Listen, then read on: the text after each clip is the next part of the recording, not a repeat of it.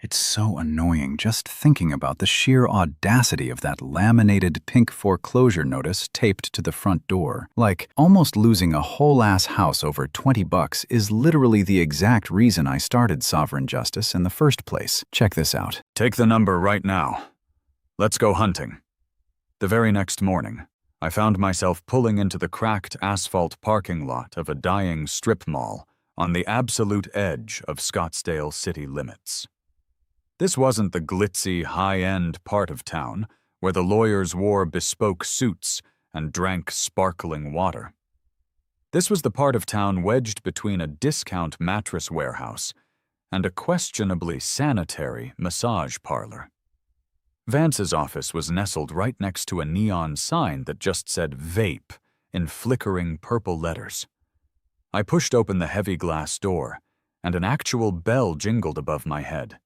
It was like stepping into a time capsule from 1993. The air was thick, heavy with the scent of stale tobacco, ozone from an ancient copy machine, and old paper. Mountains of manila folders covered every conceivable flat surface. "Back here!" a gravelly voice barked from the depths of the paper labyrinth. I navigated through a narrow canyon of filing cabinets and found Vance sitting behind a massive, battered oak desk. He looked exactly like his voice sounded. Late 60s, deeply tanned skin that looked like worn leather, and a shock of unruly gray hair. He was wearing a rumpled short-sleeve button-down shirt, a loosened tie, and he had a lit cigarette dangling precariously from the corner of his mouth. "You the trash can guy?" he asked, not looking up from a thick legal brief he was aggressively highlighting in bright yellow.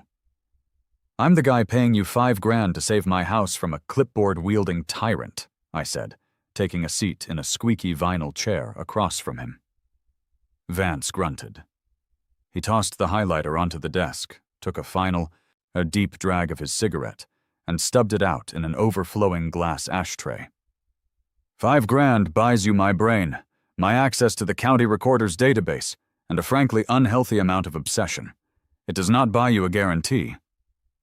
"I know," I said, "but I need to fight them. It's not just the $1,500 anymore. They've filed a lien on my title, over a 2-minute garbage violation and a mountain of automated late fees. It's extortion. It's completely insane." "It's not insane. It's a business model," Vance corrected me, leaning back and lacing his fingers behind his head.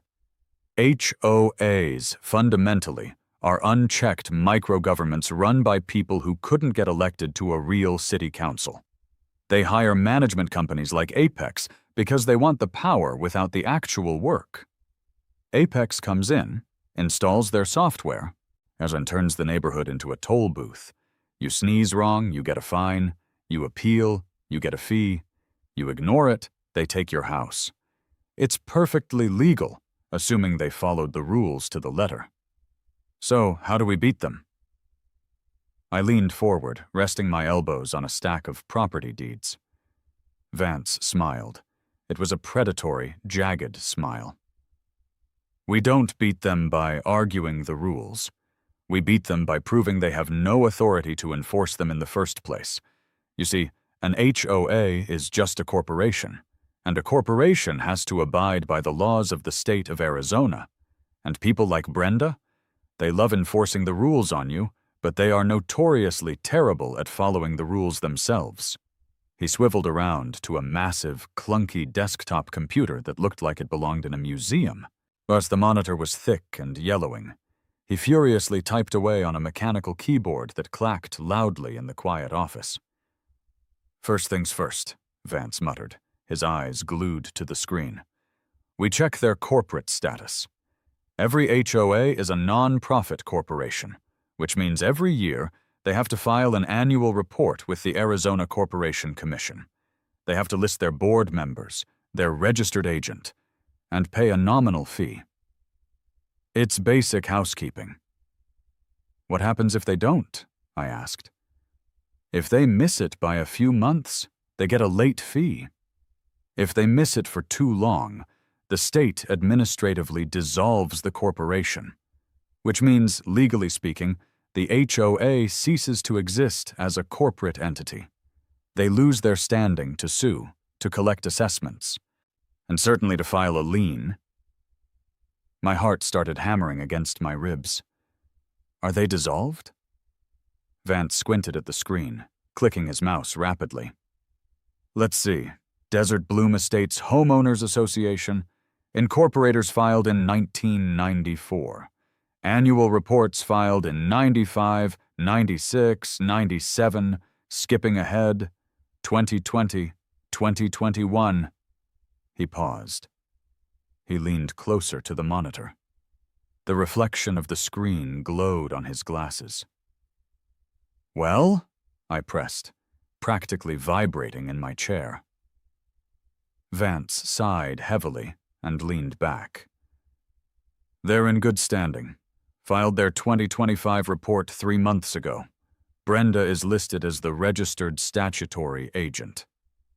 Damn it, I muttered, sinking back into the squeaky vinyl. Don't pout, Vance snapped, lighting another cigarette. That was just the first door. If they were dissolved, this would be over in a week. And now we have to actually work for the money. He blew a plume of smoke toward the ceiling. Okay. They are a valid corporation. Now we look at the CC and Rs, the covenants, conditions, and restrictions. That's the contract you signed when you bought the dirt. That's what gives them the right to tell you when to put your trash can out. I read them, I said. Well, I skimmed them. It's like 140 pages of absolute nonsense. It dictates the specific species of shrubs I'm allowed to plant. It dictates the color of my garage door hinges. Standard boilerplate garbage, Vance agreed. He started clicking through the county recorder's online database. But here is the beautiful thing about real estate law. The law hates perpetuity. The law hates contracts that last forever and bind future generations without their consent. Okay, English, please? It's called the Marketable Record Title Act, Vance said, turning away from the computer to look at me directly. MRTA. Some states have it, some don't. But the general legal principle exists across the board. The idea is that property restrictions, like CC and Rs, shouldn't clog up the title of a property forever. In a lot of jurisdictions, CC and Rs automatically expire after a certain number of years, unless the HOA takes proactive, specific legal steps to renew and reaffirm them. I sat up straight. Wait, expire? Like milk? Exactly like milk, Vance grinned. Usually the lifespan is 30 years from the date they were originally recorded with the county. Unless the board holds a specific vote, notifies all the homeowners, and files a formal notice of preservation with the county clerk before the 30-year mark, the CC and Rs vanish. Poof! They become legally unenforceable. The HOA still exists as a corporation, but their rule book becomes toilet paper. My mind started racing. 30 years. I quickly did the math in my head. Desert Bloom Estates wasn't a brand new development. The houses were mostly built in the mid-90s. You said they incorporated in 1994, I said, my voice barely above a whisper. Vance's eyes widened slightly behind his glasses. He immediately spun back to the computer and started typing with renewed, frantic energy. Let's look at the original plat map and the master declaration, he muttered, mostly to himself. Recorded, boom, November 14th, 1994. The developer recorded the original master declaration of covenants, conditions, and restrictions for Desert Bloom Estates. So 30 years from November 1994, I started. Is November 14th, 2024, Vance finished, tapping the screen with his index finger. Which was almost a year and a half ago. We sat there in total silence. The only sound in the office was the hum of the ancient computer tower and the distant traffic from the street outside. So, I swallowed hard, trying to process what he was saying. if they didn't file the renewal paperwork before November 2024, then, as of November 15th, 2024, the CC and Rs for your neighborhood ceased to exist, Vance said, a slow, magnificent smile spreading across his weathered face. Which means they have absolutely no authority to dictate your trash can placement, no authority to levy fines, no authority to charge late fees, and absolutely, unequivocally, no authority to file a lien on your property. Did they file the renewal? I asked. I felt like I was standing on the edge of a cliff, waiting for a gust of wind to either push me over or carry me away. Vance cracked his knuckles. It sounded like dry branches snapping. Let's find out. He began a meticulous, agonizingly slow search of the county recorder's database. We had to search under the HOA's name, Brenda's name, the previous board president's names, the management company's name. Every query took the old computer system 30 seconds to process. It was the most tense half-hour of my entire life. I watched the little hourglass icon spin and spin, my stomach tied in a knot so tight it physically hurt. "Come on, you bureaucratic bottom feeders," Vance whispered to the screen. "Show me a notice of preservation. Show me a reaffirmation." Search after search came back with 0 results. We found liens they had filed against other neighbors. We found releases of those liens. We found a minor lawsuit from 2012 where a guy sued them over a retaining wall, but no preservation notice. Let me check the state statutes just to be absolutely certain on the timeline for this specific county, Vance said, pulling a massive, leather-bound volume from the shelf behind him. He flipped through the tissue-thin pages, running his finger down the dense columns of legal text. "Here," he said, tapping the page. "Title 33, Property. The restrictions are extinguished if a notice of claim is not recorded. 30 years after the date of the original recording. It's ironclad." He slammed the heavy book shut. The sound echoed like a gunshot in the cramped office. He looked at me. I looked at him. "They missed it," Vance said, his voice dropping into a raspy chuckle. "Those arrogant clipboard-carrying amateurs missed the deadline. They probably didn't even know the law existed.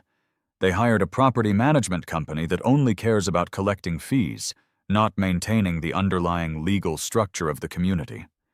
They've been operating on expired authority for nearly 18 months. I let out a breath I felt like I had been holding for 3 weeks. I slumped back in the chair, a massive wave of relief washing over me. So they can't foreclose. The lien is invalid. "The lien isn't just invalid," Vance corrected, leaning forward, his eyes burning with intense legal malice. "The lien is fraudulent. And they filed a sworn document with the county claiming a legal right to your property based on a contract that doesn't exist. That's a slander of title. That's actionable. Furthermore, every single fine, every late fafend, every assessment they have collected from every homeowner in that neighborhood since November 2024 has been collected under false pretenses. They are operating a multi-million-dollar unsanctioned extortion racket." I started laughing. I couldn't help it. It was the laugh of a man who had just narrowly avoided being hit by a train, only to realize the train was made of cardboard. It started as a low chuckle and evolved into a full-blown, hysterical belly laugh. "Oh my God," I gasped, wiping a tear from my eye. "Brenda is going to go to prison." "Probably not prison," Vance cautioned, though he was grinning broadly. "But she is going to be personally liable, along with the rest of the board, for breach of fiduciary duty. Their directors' and officers' liability insurance might not even cover them if we prove gross negligence. We are going to bleed them completely dry." "So, what's the next step?" I asked, suddenly feeling a surge of adrenaline. Do we just send them a letter? Do we sue them right now? Vance took a long, slow drag of his cigarette, blowing the smoke out in a perfect ring. He shook his head. No, he said softly. If we just send a letter to their lawyers, they'll try to quietly settle. They'll drop your lien, pay you a few $1,000s to sign a non-disclosure agreement, and then they'll scramble to hold an emergency vote to reinstate the CC&Rs before the rest of the neighborhood finds out. They'll survive. I don't want them to survive, I said, my voice hardening. I thought about Brenda. I thought about the sheer, dismissive arrogance she displayed while literally threatening to make me homeless over $20. I want them dismantled. I want to salt the earth so nothing ever grows there again. Vance's smile widened. I like you. You understand the assignment. So we don't warn them. We let them proceed with the foreclosure. We let them schedule the hearing. We let them walk right into the trap in front of a judge. We let them commit perjury on the record. That sounds incredibly dangerous, I noted. It is, Vance agreed. But it's the only way to publicly execute the HOA. But, he paused, tapping his pen against the desk. We have a problem. The foreclosure hearing isn't for another 6 weeks. That's a long time for them to accidentally discover their own mistake. We need a distraction. We need to keep Brenda and the management company so completely focused on you, so blinded by rage that they don't bother double-checking their own paperwork. A distraction, I repeated. Like what? Paint my house neon pink? No, that's amateur hour. Vance waved his hand dismissively. If you paint your house, they just fine you more, which they currently think they can do. We need something that drives them absolutely insane, but something they are federally prohibited from stopping. Something that makes them call their lawyers, but their lawyers have to tell them their hands are tied. Vance stood up and began pacing the small floor space behind his desk. We need to exploit federal law, he muttered. Federal law trumps state law. And it certainly trumps HOA covenants. What do people hate looking at? Garbage cans out past 7 a.m., I offered. Bigger, Vance said. Broken down cars? Too easy to tow. Vance stopped pacing. He looked out his dirty window toward the strip mall parking lot. His eyes locked onto a tall steel cell phone tower in the distance. He slowly turned back to me. How do you feel about amateur radio? He asked. I don't even know what that is, I admitted. Like ham radio? People talking to truckers in the middle of the night? Exactly, Vance said, his eyes lighting up. You are about to become a very enthusiastic amateur radio operator. Specifically, you are about to become a passionate consumer of fixed wireless broadband signals. He hurried back to his computer and aggressively typed a new query. Have you ever heard of the FCC's OTARD rules? He asked, not looking away from the screen. Is that a medical condition? Over-the-air reception devices, Vance announced, tapping the screen in triumph. Back in 1996, the Federal Communications Commission issued a ruling. They determined that HOAs, local governments, and landlords cannot restrict a property owner's right to install antennas or dishes to receive video programming or fixed wireless signals. Okay, so I can put up a satellite dish. Big deal. Everyone has those. Not just a dish, Vance corrected, holding up a finger.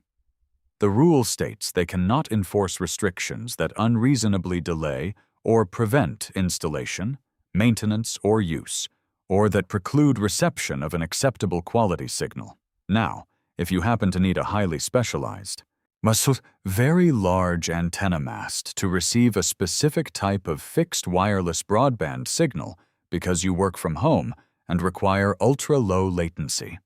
And if that signal requires line-of-sight clearance above the roof lines of the surrounding houses, I started to see the terrifying, beautiful picture he was painting.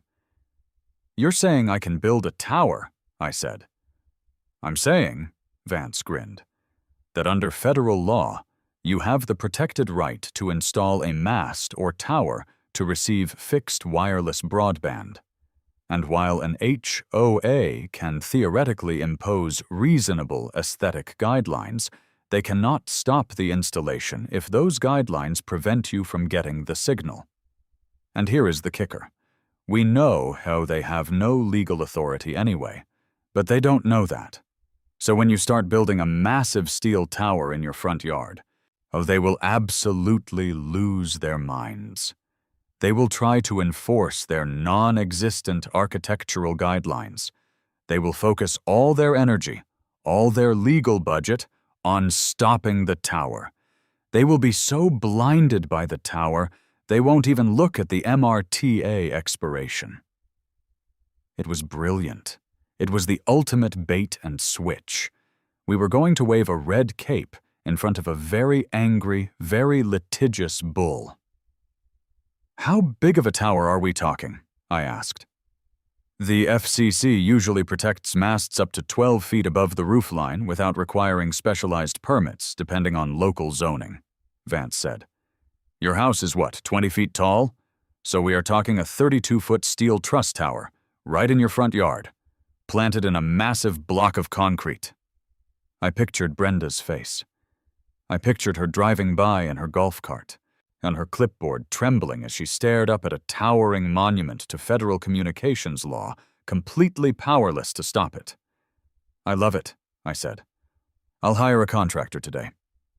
Make sure it's a contractor who doesn't mind a little noise, Vance advised, handing me a fresh printed copy of the FCCOTARD regulations.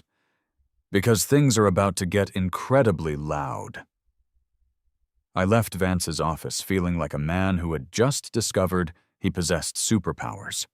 I wasn't just going to defend my home. I was going to fundamentally destroy the people trying to take it. The very next morning, I began Phase 2, Project Middle Finger to the Sky. I didn't want a subtle installation. I didn't want a discreet antenna tucked behind a chimney. I wanted a permanent, aggressively visible structure. I wanted industrial-grade steel. When I spent the morning making phone calls, looking for commercial communication contractors, not residential handymen. That's how I found Big Mike. Big Mike rolled up to my pristine Scottsdale curb in a lifted diesel Ford F-35. Oh, that sounded like a jet engine, and smelled aggressively of exhaust and old coffee. He was a massive human being, easily 6'4" and pushing 300 pounds of pure muscle and barbecue ribs. He wore heavy canvas work pants, steel-toed boots, and a high-visibility yellow shirt stretched tight over his barrel chest. He slammed the truck door, adjusted his battered baseball cap, and lumbered up my driveway, carrying a clipboard that looked comically small in his hands. "You the guy who called about the fixed wireless mast?" Mike boomed, his voice rumbling like distant thunder. "That's me," I said, walking out to meet him. "Thanks for coming out so quickly." Mike looked at my house. He looked at the impeccably manicured lawns of my neighbors. He looked at the pristine beige serenity of desert bloom estates. Then he looked back at me, his eyes narrowing skeptically. "Look, buddy," Mike said, crossing his massive arms. "I build communication infrastructure. I do commercial installs. Cell repeaters, point-to-point microwave relays. You told me on the phone you need a 35-foot lattice truss tower planted on a structural concrete pad. That's commercial-grade hardware." "Exactly," I nodded enthusiastically. "That is exactly what I need." Mike sighed heavily, taking off his hat and scratching his bald head. "I'm gonna shoot straight with you. I don't usually do residential jobs in neighborhoods like this. Oh, you see this place?" He gestured vaguely at the street. "This place reeks of an HOA, a mean one. I pull my rig up here, start digging a 4-foot deep hole for a concrete footer, and before I pour the first yard, I'm gonna have 5 angry retirees in golf carts waving architectural guidelines in my face and calling the cops to shut my site down. I don't have time for the headache." "Mike, I completely understand your hesitation," I said, stepping closer and lowering my voice conspiratorially. "You are 100% correct. There is an HOA, and they are absolutely going to lose their minds." Mike stared at me. "Then why the hell are you asking me to build it?" "Because," I said, pulling the thick stack of papers Vance had given me out of my back pocket, "they can't legally stop you.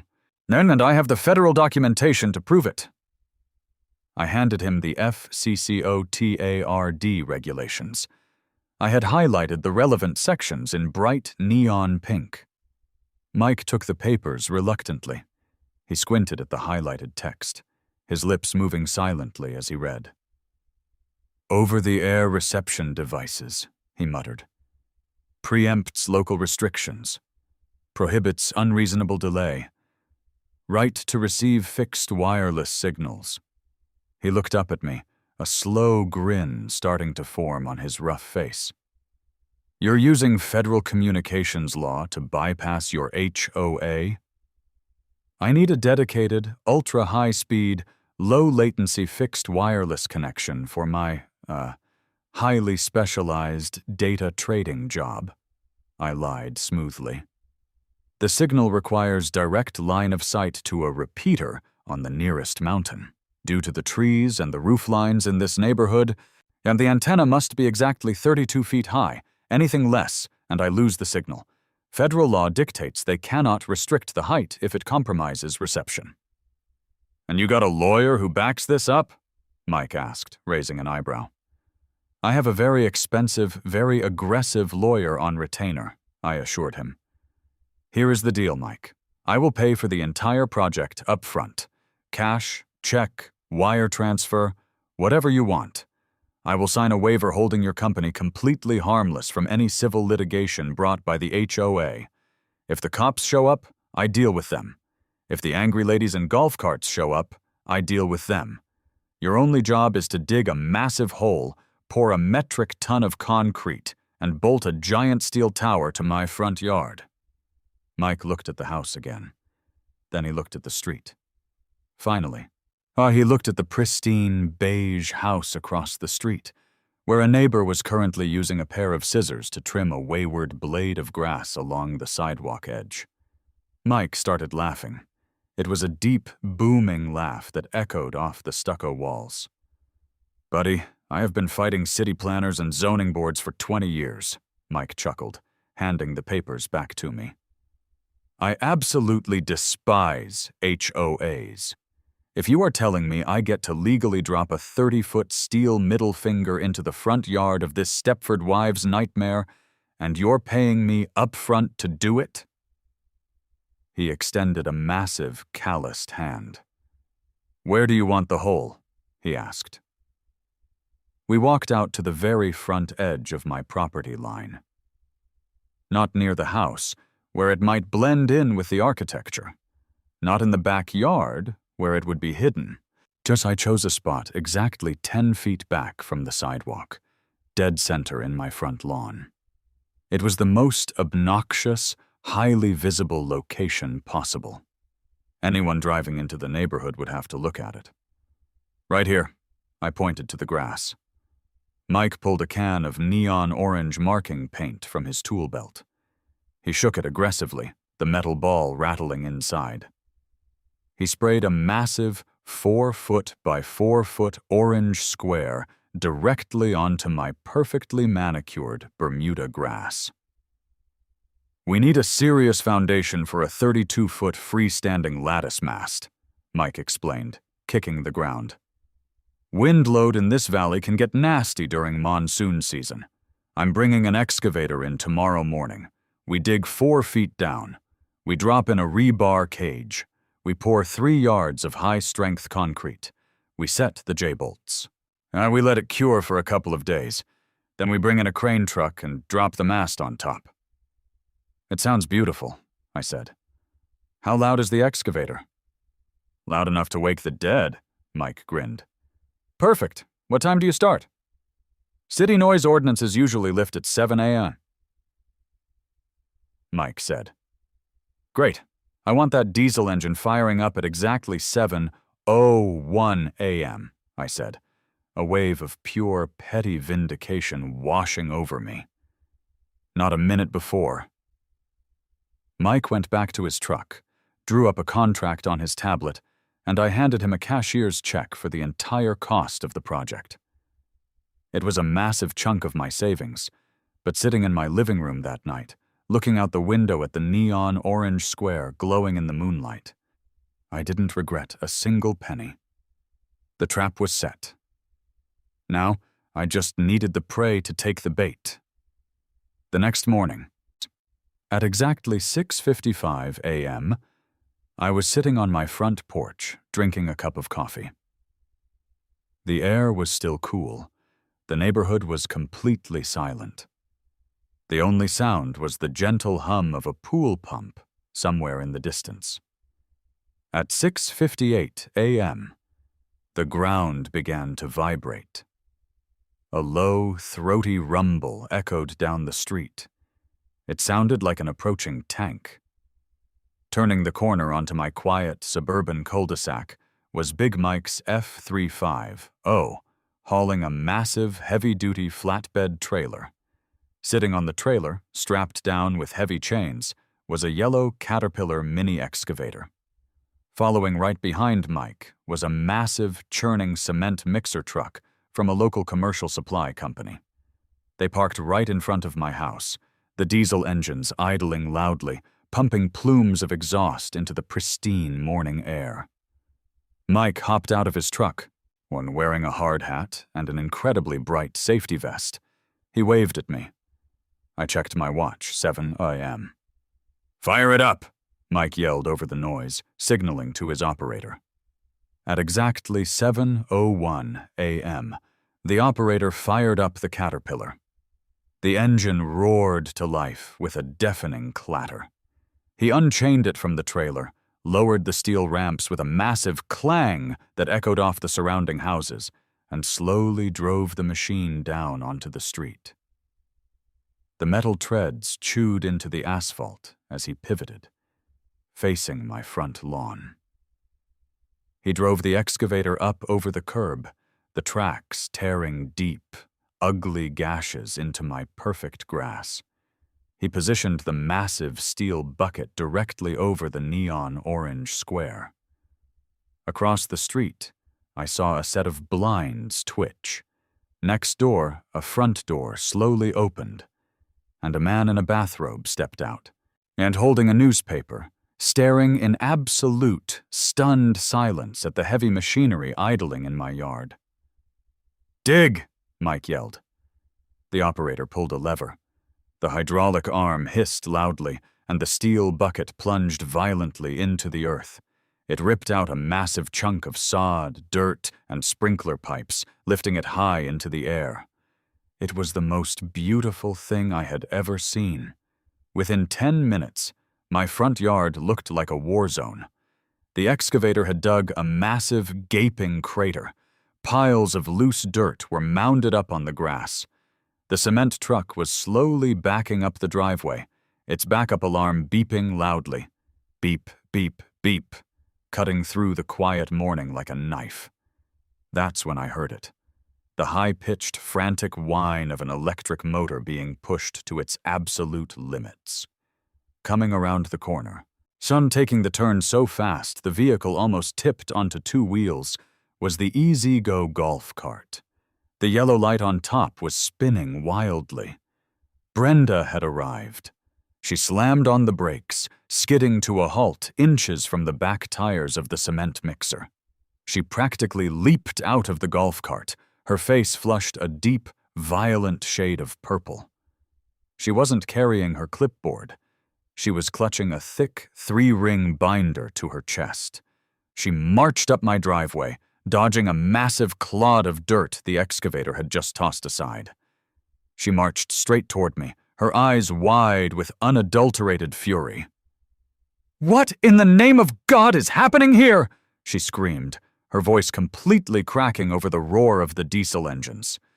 "Shut it down! Shut all of this down immediately!" I took a slow, deliberate sip of my coffee, and I leaned back against the porch railing. "Good morning, Brenda," I yelled back cheerfully. "Lovely day for some landscaping, isn't it?" "This is not landscaping," she shrieked, pointing a shaking finger at the massive crater in my yard. "This is an unapproved, illegal, commercial-grade excavation. You do not have architectural approval for this. You did not submit a project request form. You are in direct violation of Article 7, Section 2 of the Covenants." Big Mike, seeing the commotion, walked over. He looked at Brenda, looked at her pastel polo shirt and visor, and let out a low chuckle. "Who's this?" Mike asked me, wiping grease on his pants. "Mike, this is Brenda," I introduced them. "She's the president of the Homeowners Association." "Oh, right," Mike grinned, tipping his hard hat. "The lady with the rules. Nice to meet you." "Do not speak to me," Brenda snapped at Mike. She turned her venom back to me. "I am ordering you to cease work immediately. You are already in arrears. You are facing active foreclosure, and now you pull this stunt? I will have this entire crew arrested for trespassing and destruction of property." "Trespassing on my own property?" I asked, feigning confusion. "That's a neat trick. And Brenda, I didn't submit an architectural request form because I don't need one. This is a federally protected installation." Brenda let out a short, hysterical laugh. "Federally protected? Are you insane? You are digging a bomb crater in a restricted community. There is no federal law that allows this." "Actually, there is," I said, reaching into my back pocket and pulling out my neatly folded copy of the FCCOTARD regulations. I handed it to her. "It's the over-the-air reception devices rule, promulgated by the Federal Communications Commission. It strictly prohibits you, the HOA, from delaying, preventing, or restricting my ability to install a mast to receive fixed wireless signals." Brenda snatched the paper out of my hand. She glared at it, her eyes darting across the highlighted text. I could see the gears turning in her head, trying to process the legal jargon. "A mast?" she repeated, looking up at the massive concrete truck backing into position. "What kind of mast requires a commercial cement foundation?" "A 32-foot steel lattice truss tower," I said proudly. "It's going to be magnificent, galvanized steel, really industrial chic." Brenda's jaw literally dropped. She stood there, completely immobilized by the sheer audacity of the concept. 32 feet, a steel tower, in your front yard? "Line of sight requirements," I shrugged apologetically. "Can't be helped. Federal law says you can't stop me. So if you'll excuse us, we have concrete to pour before the day gets too hot." I nodded to Mike. Mike waved to the cement truck driver. The massive drum began to spin faster, the heavy thwack, thwack, thwack of the wet concrete echoing down the street. The driver pulled a lever, and a thick gray river of sludge began to pour down the chute, filling the massive hole in my yard. Brenda completely lost her mind. "Stop!" she screamed, throwing the FCC papers onto the ground. "I don't care what this paper says. This is a hazard. This is an eyesore. It is destroying property values. I am calling the police. I am calling our lawyers. You are going to lose this house. And I am going to make sure they tear that abomination down and bill you for the demolition." She spun around, practically sprinting back to her golf cart. She grabbed her cell phone out of the cup holder and began frantically dialing, her hands shaking so badly she almost dropped it. "She's calling the cops," Mike noted casually, watching her pace around the golf cart. "You sure about this, boss?" "I've never been more sure of anything in my life," I smiled, picking up the discarded FCC regulations from the dirt and dusting them off. "Let them come." It took exactly 12 minutes for the police to arrive. They didn't just send one car, they sent 2 Scottsdale police cruisers, lights flashing, sirens wailing for a brief second before they cut them off as they turned onto the cul-de-sac. They parked aggressively, gendarmes blocking in Mike's truck and the cement mixer. 3 officers stepped out. They looked tense. They had their hands resting near their duty belts. When a hysterical woman calls 911 screaming about an illegal demolition and rogue contractors, they expect a volatile situation. What they found was Big Mike leaning against his truck eating a breakfast burrito, an excavator idling quietly, and me sitting on my porch finishing my coffee. Brenda immediately rushed the officers, waving her 3-ring binder like a weapon. "Officers! Finally!" she gasped, out of breath. "You need to arrest them, all of them. They are engaged in unauthorized construction. They are violating the CC&Rs. They are destroying the neighborhood."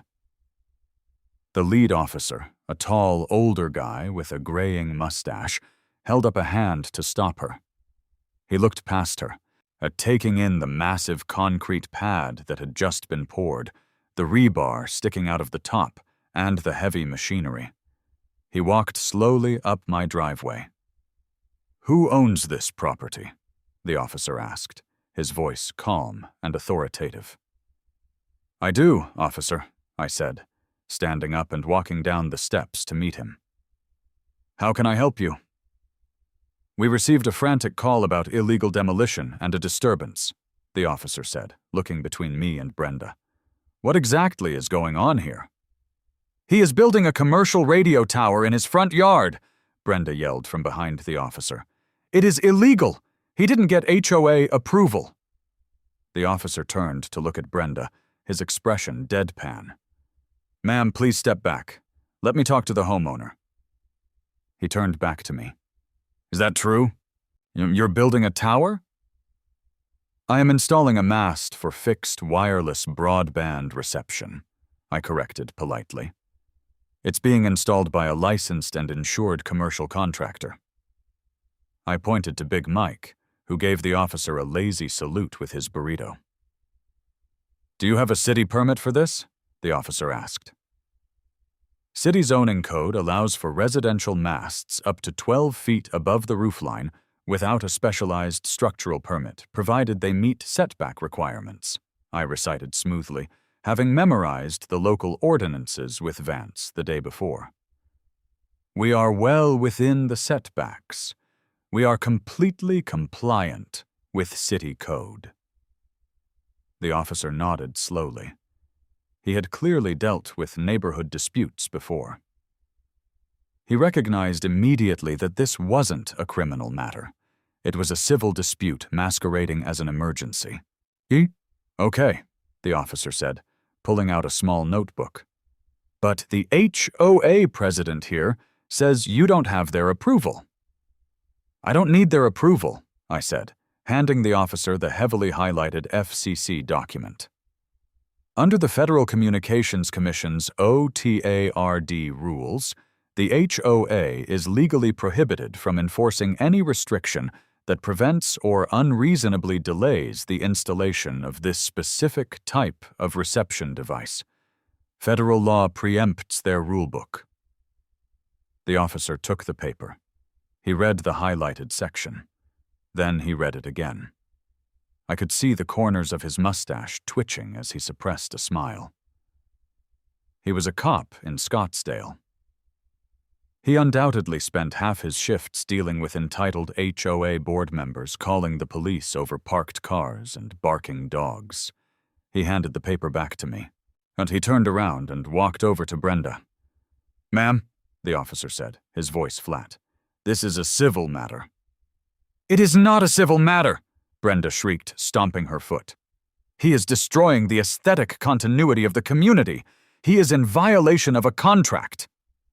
"If he is in violation of a contract, you take him to civil court," the officer explained, his patience clearly wearing thin. "He is on his own property. His contractor is licensed. He is not violating any city ordinances, and he has documentation claiming federal protection for this project. The police department does not enforce HOA covenants. We enforce the law." "You have to stop them," she demanded, tears of sheer frustration welling in her eyes. "You can't just let them build a steel tower." "I can, and I am," the officer said firmly. "If you try to physically interfere with his contractors, I will arrest you for trespassing and harassment. Do you understand me, ma'am?" Brenda looked like she had been slapped. She looked at the officers. She looked at the massive wet concrete pad in my yard. She looked at me. She didn't say another word. She spun on her heel, marched back to her golf cart, practically threw herself into the driver's seat, and sped away, the tires squealing. The lead officer walked back over to me. "A 32-foot tower, huh?" he asked, a distinct note of respect in his voice. "It's going to be a real conversation piece," I nodded. "I bet," the officer chuckled, putting his notebook away. "You have a good day, sir. Try to keep the dirt off the street." The cops got in their cruisers and drove away. Big Mike walked over, wiping his mouth with the back of his hand. "Well," Mike said, looking at the fresh concrete, "that was entertaining. We'll let this cure over the weekend. I'll be back on Tuesday with the crane and the steel." "See you Tuesday, Mike," I smiled. Phase 2 was a complete success. I had established the beachhead. I had forced Brenda into a public, humiliating defeat, and I knew exactly what was going to happen next. She was going to run straight to Apex Property Management, and they were going to run straight to their lawyers. They were going to spend the next 4 weeks desperately trying to find a legal injunction to tear down a federally protected tower, completely oblivious to the fact that their entire legal foundation had crumbled to dust 18 months ago. The trap was set. All I had to do now was wait for the hearing. Honestly, I am still just entirely too pleased with myself when I think about the look on their faces. I mean, it literally makes me smile just picturing the mountain of cigarette butts in Vance's overflowing glass ashtray as we plotted their absolute ruin. Orchestrating the public destruction of an entire HOA is exactly what sovereign justice is all about, I guess. Have fun with this one. It's a ride. The next 4 weeks were, without a single doubt, the most beautifully chaotic period of my entire life. Big Mike returned on Tuesday morning, exactly as promised, and he did not come alone. He brought a massive hydraulic crane truck that took up the entire width of the street, forcing anyone trying to leave for work to detour all the way around the neighborhood's back loop. He also brought the tower. It arrived in 3, some 10-foot interlocking sections of heavy, galvanized steel lattice strapped to a flatbed. It wasn't painted to blend in with the sky. It wasn't coated in some sort of suburban-friendly beige plastic. It was raw, industrial, gleaming steel. It looked like a piece of a suspension bridge had broken off and decided to permanently relocate to my front yard. I sat on my porch with a fresh pot of coffee and watched the ballet of heavy machinery. The crane operator extended the massive outriggers, crushing my remaining front lawn into submission, and hoisted the first section into the air. Mike and his crew guided it down onto the cured concrete pad, sliding the massive steel base plates perfectly over the threaded J-bolts.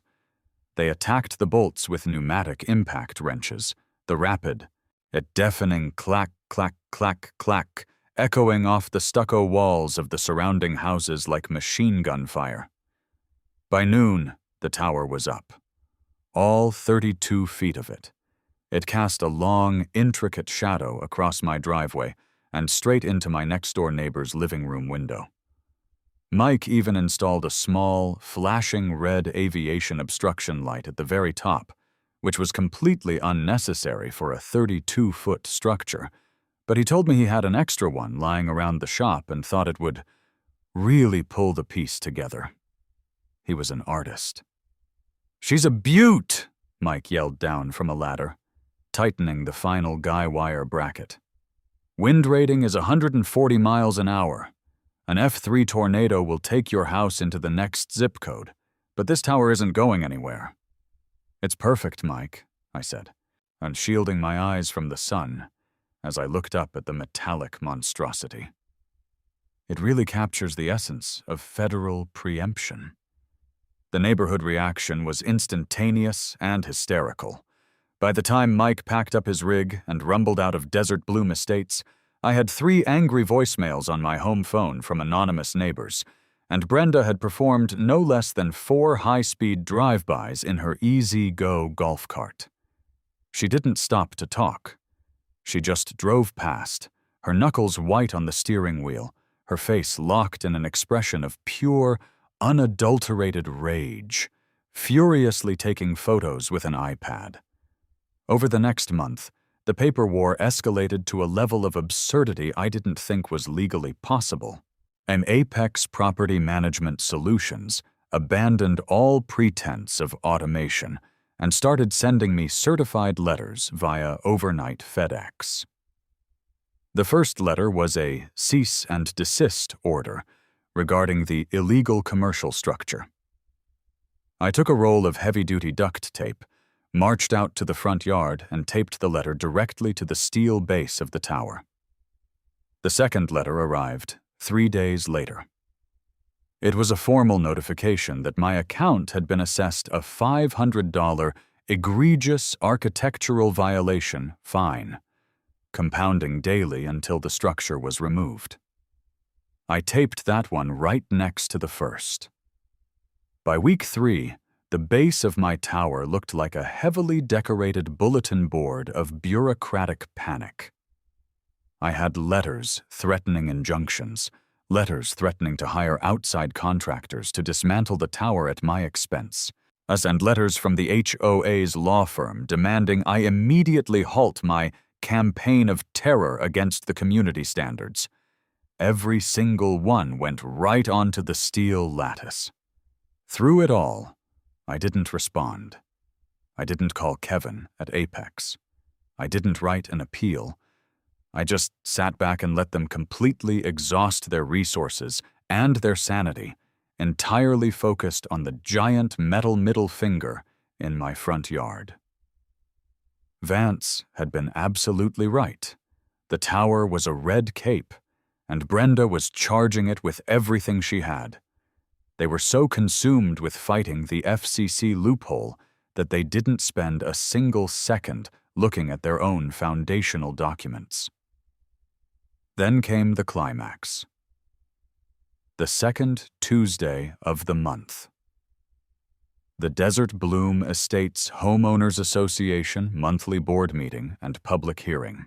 And the agenda had been posted on the community mailbox cluster a week prior. Item number 1. Emergency injunction request and final foreclosure authorization. Lot 42. The Tower property. The meeting was held in the community clubhouse at 7 p.m. I arrived at 6:55 p.m., and I did not arrive alone. Walking beside me was Vance. He looked like he had slept in his suit. His tie was loose, his collar was unbuttoned, and he smelled faintly of cheap diner coffee and stale smoke. He was carrying a battered, scuffed leather briefcase that looked like it weighed 40 pounds. "You ready for this?" Vance rasped, coughing slightly as we approached the glass doors of the clubhouse. "I have literally never been more ready for anything in my entire life," I smiled, holding the door open for him. We walked into the main hall, and the room instantly went dead silent. It was a packed house. Usually HOA meetings are attended by the 5 board members, and maybe one lonely senior citizen complaining about the temperature of the community pool. Tonight, there were at least 60 people crammed into the folding chairs. Word of the Spite Tower, as the neighborhood Facebook group had officially dubbed it, had spread like wildfire. Half the room looked at me like I was a folk hero. The other half looked at me like I was an active biohazard. At the front of the room was a long folding table covered in a cheap plastic tablecloth. Brenda sat dead center.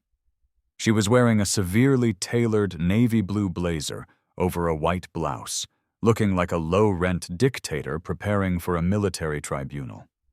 Her gavel, an actual, wooden gavel, was resting prominently next to a massive stack of papers.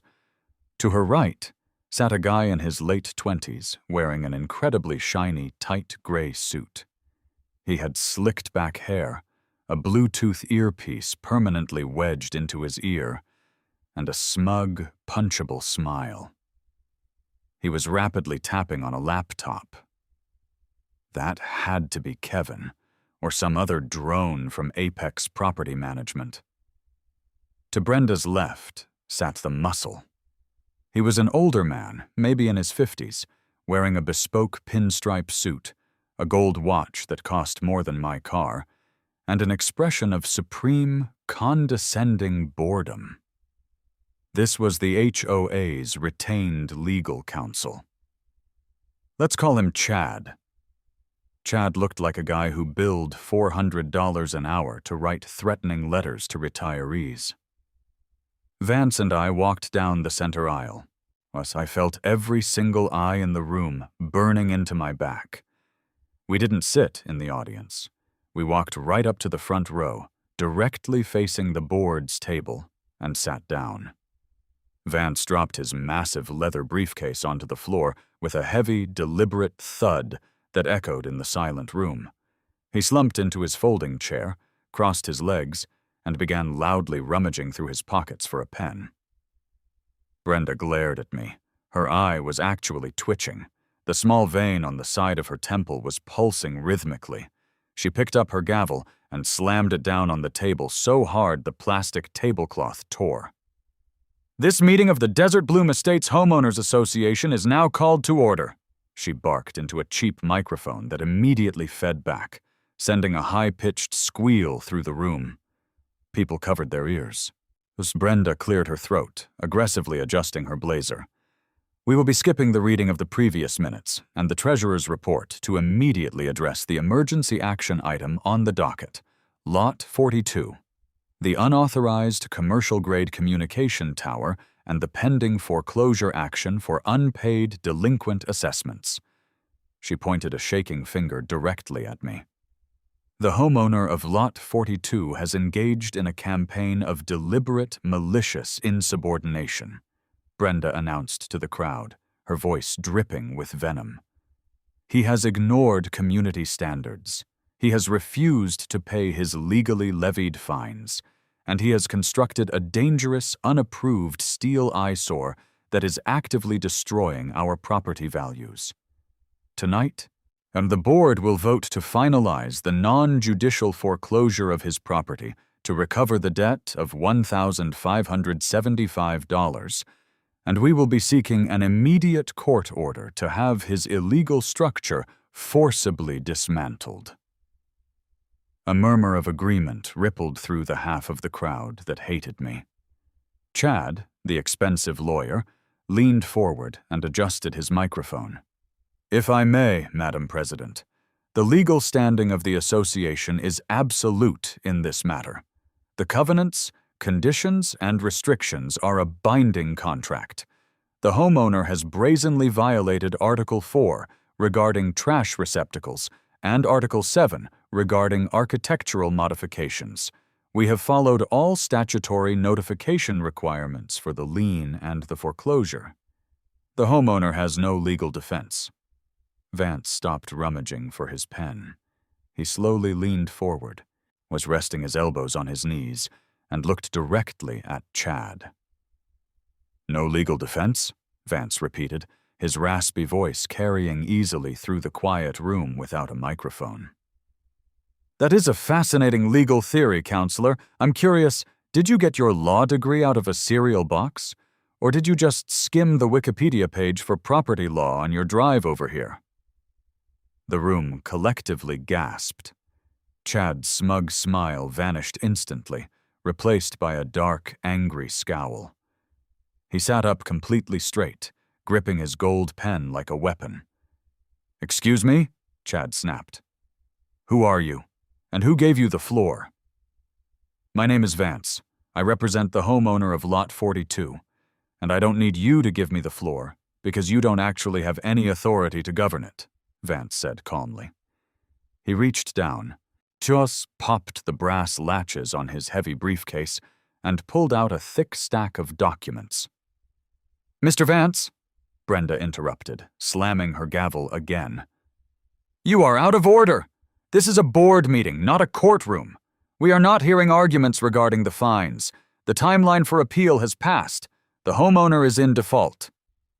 I'm not here to argue about a trash can, Brenda, Vance said, not even looking at her. He kept his eyes locked on Chad. I am here to discuss the legal foundation of this entire association.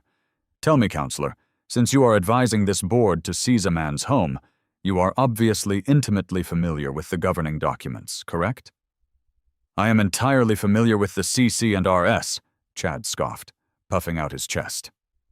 I wrote the escalation protocol for Apex. Excellent, Vance smiled, and it was a terrifying smile. Then you can verify for the record the exact date the Master Declaration of the Covenants, Conditions, and Restrictions for Desert Bloom Estates was originally recorded with the county clerk. Chad rolled his eyes, clearly annoyed by the question. He opened a leather binder on his table and flipped to the first page. The Master Declaration was recorded on November 14th, 1994. It is a matter of public record. November 14th, 1994, Vance repeated loudly, making sure the entire room heard him. Thank you. Now, counselor, I am sure a man of your hourly rate is fully aware of the Arizona Marketable Record Title Act, correct? I watched Chad closely. For a fraction of a second, his confident facade slipped. A micro-expression of confusion, followed immediately by a flash of genuine panic, crossed his eyes. And he stopped looking at Vance and started aggressively flipping through the pages in his binder. The MRTA, Vance continued, standing up slowly. He began pacing back and forth in front of the board's table, projecting his voice to the back rows. Title 33 of the state statutes, the law that dictates that restrictive covenants, such as HOA rules, automatically expire and become legally unenforceable 30 years after their original recording date, unless the association files a formal, community-approved notice of preservation. The room was dead silent. The only sound was Chad frantically clicking his mouse, staring in horror at his laptop screen. 30 years from November 14th, 1994, was November 14th, 2024, Vance boomed, holding up a certified document from the county clerk. It has been roughly 18 months since that deadline passed. I have personally searched the county recorder's database. I have pulled the title history for the common areas. There is no notice of preservation. There is no reaffirmation. You missed the deadline. What is he talking about? Brenda demanded, looking frantically at Chad. Chad, what is he talking about? Shut him up! Chad didn't answer her. He was sweating. He was frantically typing on his laptop, his eyes wide and terrified. I'll tell you what I'm talking about, Brenda, Vance said, turning his attention to the HOA president. I am talking about the fact that as of November 2024, your little rulebook ceased to exist.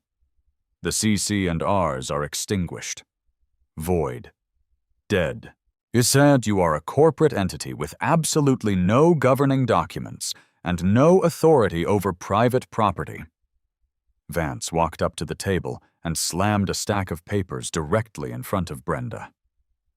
This means, Vance said, his voice dropping into a low, menacing growl, that you had absolutely no legal authority to mandate what time my client puts his trash out. You had no authority to levy a $20 fine. You had no authority to escalate that fine, You had no authority to hire Apex to harass him. And you certainly, absolutely had no legal right to file a fraudulent lien against his property and threaten him with foreclosure.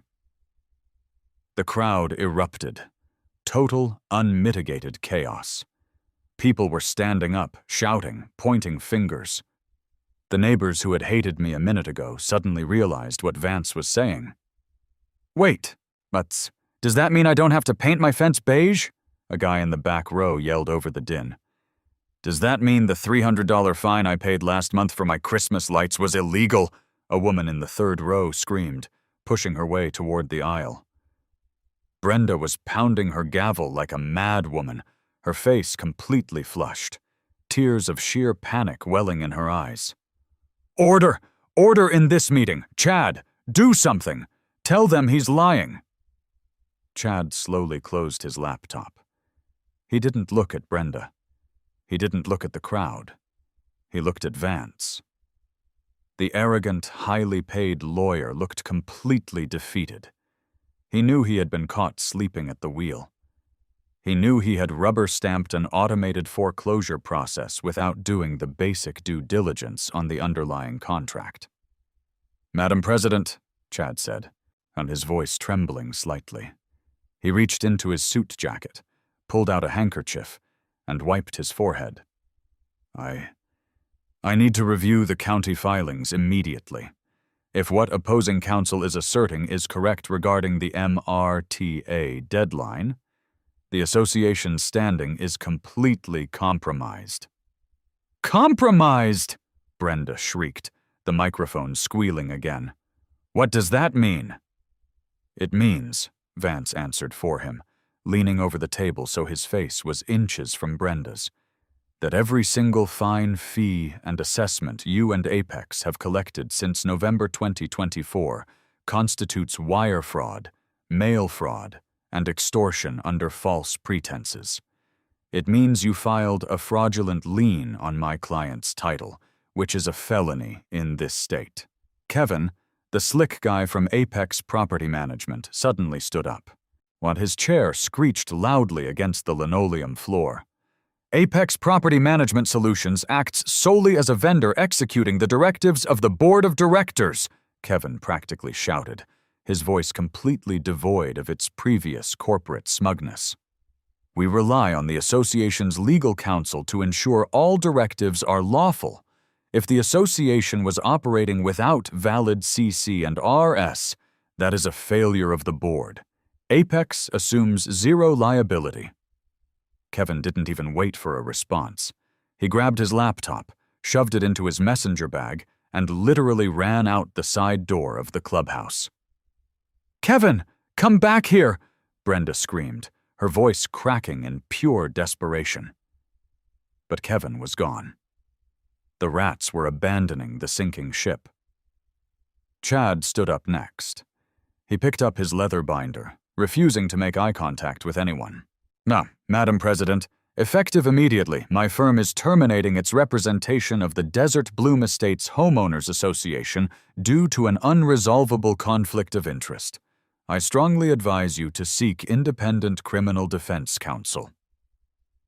Chad turned and fast-walked down the center aisle, pushing past the angry homeowners who were now actively shouting demands for refunds. Brenda was left sitting alone at the table. The gavel had slipped from her hand and rolled onto the floor. She was hyperventilating, staring blankly at the stack of county records Vance had dropped in front of her. The clipboard empire she had built, the petty tyranny she had wielded for years, had evaporated into thin air in less than 5 minutes. Vance slowly closed his briefcase and snapped the brass latches shut. "Watson, I'll be submitting a formal demand letter in the morning," Vance had said calmly to the empty space where the HOA lawyer used to be. "We expect the immediate release of the fraudulent lien, a full refund of all legal fees my client incurred to defend himself against this extortion, and a formal, written apology. If we do not receive it within 48 hours, we will be filing a class action lawsuit on behalf of every homeowner in this room for fraud, and we will be forwarding our findings to the State Attorney General's office." Vance turned to me. He gave me a slow, jagged wink. "Come on," he rasped. "I need a cigarette." We walked out of the clubhouse together, leaving behind a scene of absolute suburban anarchy. People were storming the front table. Brenda had buried her face in her hands and was sobbing uncontrollably. Someone had already ripped the architectural guideline poster off the lobby wall. It was beautiful. The dust settled over the next few weeks, but the landscape of Desert Bloom Estates was forever changed. The HOA completely collapsed. Without the CC and RS, they had no power to mandate dues. Without dues, they couldn't pay for the landscaping of the common areas, the pool maintenance, or their massive legal liabilities. The corporate entity filed for bankruptcy within the month. Brenda resigned in disgrace and put her house on the market 3 weeks later. I saw her packing her golf cart onto a moving trailer, refusing to look in my direction. As for the $1,575 lien, it vanished. The bankruptcy trustee immediately released it, terrified of the massive countersuit Vance had drafted and threatened to drop on them. And they didn't even try to fight it. They folded like a cheap lawn chair. Not only did I not pay them a dime, but the remaining board members had to dip into the remaining reserve funds to write me a check for Vance's $5,000 retainer just to keep us from dragging them into criminal court for the fraudulent filing. The neighborhood became a glorious, chaotic mosaic of individual expression. Within a week, the guy across the street painted his front door a blinding shade of neon green. 2 houses down, someone parked an absolutely massive, completely gutted pontoon boat in their driveway and left it there. It was pure, unadulterated freedom. And the tower? I kept it. I honestly didn't even hook it up to a radio. I just left it there, a 32-foot steel monument to malicious compliance and the absolute necessity of knowing your rights. And I even left the flashing red light on top. Every time I pull into my driveway, I look at that tower, and I am reminded that no matter how big the bureaucracy is, no matter how many clipboards they have, they are only as powerful as the paper they print their rules on. And sometimes, that paper just expires. Never let them push you around. Read the fine print, hire the shark, and when they try to take your house over a trash can, you build a tower right in their front yard. I literally guarantee you'll sleep better at night. Catch you on the next one.